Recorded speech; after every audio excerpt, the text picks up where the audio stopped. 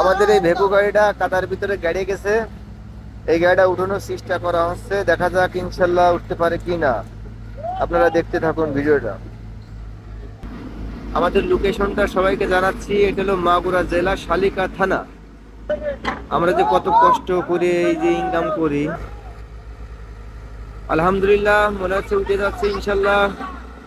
আর অল্প একটু টাইম আছে, উঠে যাবে ইনশাল্লাহ, উঠে যাবে উঠে যাবে, উঠে যাচ্ছে ইনশাল্লাহ, উঠেই গেছে। অবশেষে গাড়ি উঠে গেল ইনশাল্লাহ।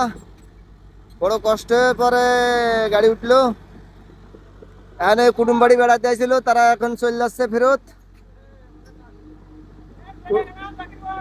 কুটুম বাড়ি গেল, তারা এখন ফেরত চলে যাচ্ছে। কুটুম বাড়ি বেড়াতে এলো এই গাড়িটা।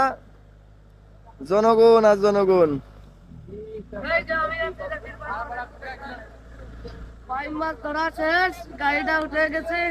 আমাদের জন্য গাইস দোয়া করবেন। এখানে চুয়া করতে যাচ্ছে গাড়ি শেষ। আমি এমনি করতে পারছি